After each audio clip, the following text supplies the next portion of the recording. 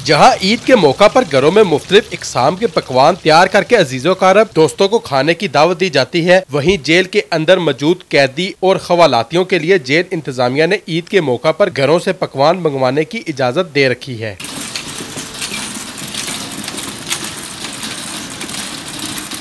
कैदियों और हवालातियों के लिए उनके अहले खाना घरों से खाने तैयार करके जेल भिजवा रहे हैं और साथ ईद का पैगाम भी भेज रहे हैं। कैदियों और हवालातियों के लवाहिकीन का कहना है कि जिस तरह हम घरों में मुख्तलिफ डिशेस अपने लिए तैयार करते हैं, इसी तरह जेल में बंद अपने प्यारों के लिए तैयार कर लाए हैं ताकि वो भी हमारे साथ ईद की खुशियों में शामिल हो सके। भाई हमारे इधर तो जो हम खुद खाना वगैरह बना रहे हैं, घर कुर्बानी की है तो गोश्त वगैरह अपने भाई को याद करने के लिए इधर उसको खाना वगैरह देने के लिए आए हैं ताकि हम अपनी खुशियों में उसे भी बराबर का शेयर रखें। मैं सर इस वक्त डिस्ट्रिक्ट जेलम में आया हूँ और मेरे अब्बू इस वक्त जेल के अंदर हवालात में हैं और हम ईद की खुशियों में अब्बू को साथ शामिल करने के लिए जो घर में डिशेज तैयार करते हैं, जो लजीज खाने तैयार करते हैं, वो अब्बू के लिए लेके आए हैं और मैं शुक्रगुजार हूँ कि डिस्ट्रिक्ट जेल हमारे साथ अच्छा ताउन करते हैं। हम बड़े इनके शुक्रगुजार हैं, इन्होंने बड़ा अच्छा इंतज़ाम किया हुआ है जो हमें घर से खाना लेके आने दे रहे हैं। सर जेल में इंशाल्लाह हम आए, हमें बेहतरीन माहौल लगा, इधर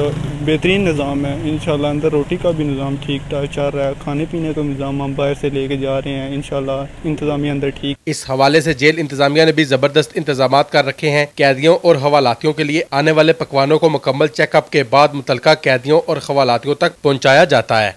Mirza Kafeel Baig Kaifi, voice of Jhelum, district jail.